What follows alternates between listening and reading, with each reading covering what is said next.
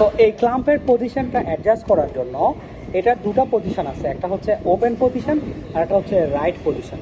তো আমি দেখাচ্ছি আপনাদেরকে, আপনি একটু খেয়াল করেন। এখানে এটা ওপেন ওপেন ওপেন হবে।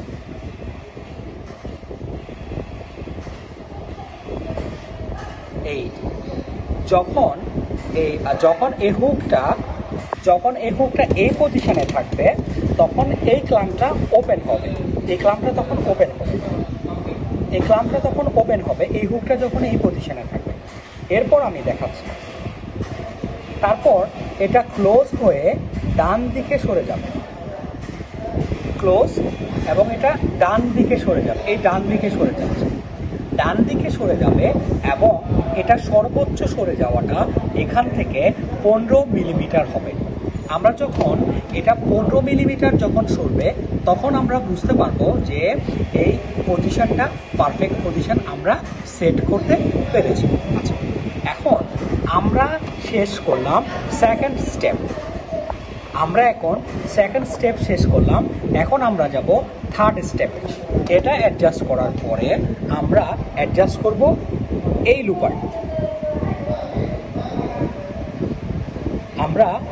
লুপারটা অ্যাডজাস্ট করব।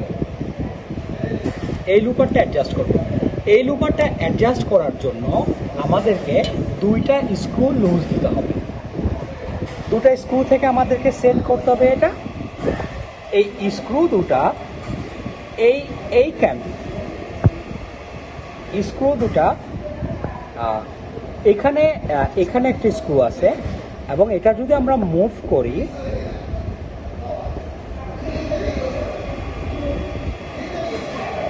এই আরেকটা স্ক্রু, এই দুটা স্ক্রু থেকে আমরা এই লুপারটা অ্যাডজাস্ট করতে পারবো। এই লুপারের পজিশনটা আমি দেখাচ্ছি। এই লুপারের পজিশনটা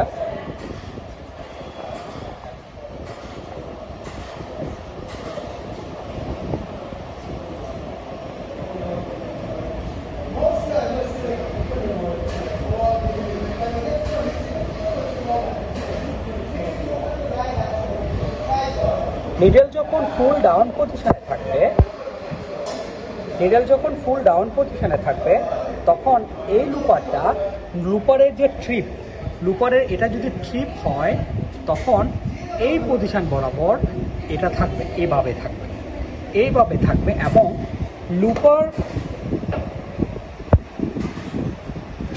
লুপার এবং নিডেলের ডিস্টেন্সটা থাকবে 2 মিলিমিটার।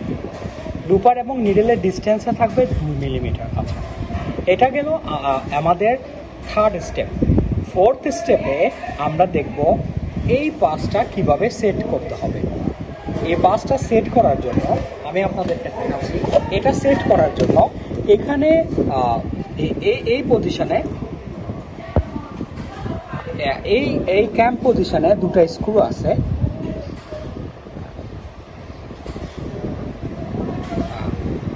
একটা স্ক্রু, সেকেন্ড স্ক্রু, এই দুটা স্ক্রু অ্যাডজাস্ট করে আমরা এই রিটেনারটা আমরা অ্যাডজাস্ট করব। এটা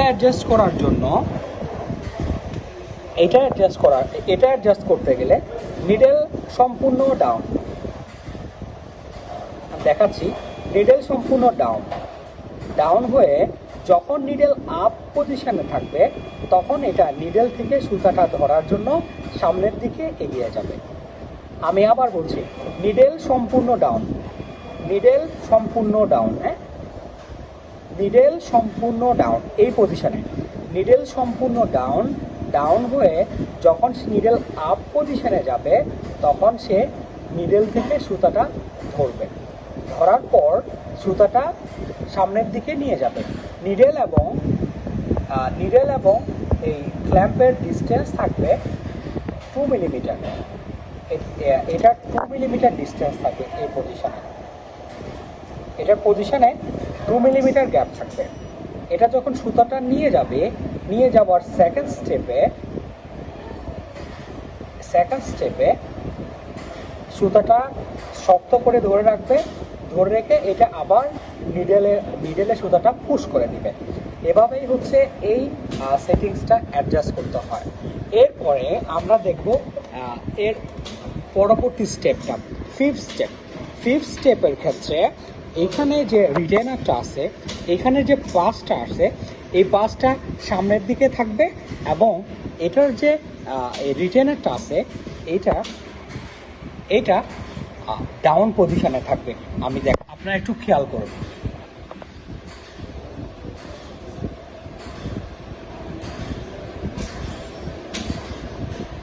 আপ পজিশন, আর এটা সর্বোচ্চ ডাউন পজিশন। এটা সর্বোচ্চ ডাউন, আর এটা এই দিকে সামনের দিকে এটা আপ পজিশনে থাকবে, সামনের দিকে আসবে, এটা পিছনের দিকে থাকবে। এটাই হচ্ছে এটার পারফেক্ট পজিশন। এরপর এইটার পজিশনটা আমরা দেখব ষষ্ঠ স্টেপে। এটা নিডল থেকে এই সেম হালকা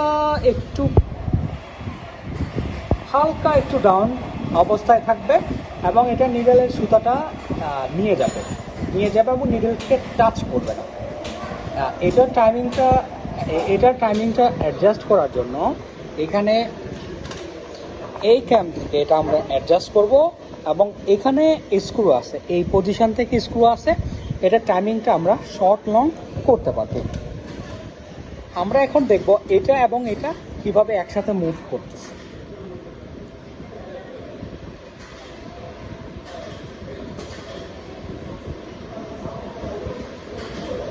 একসাথে এখন মুভ করবে, এই এই এই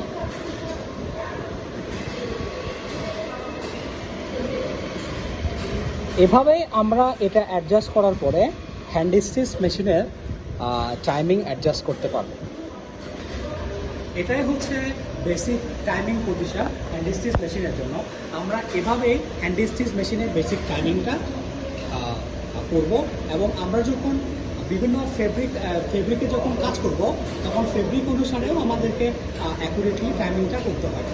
that's all. Thank you for staying with all.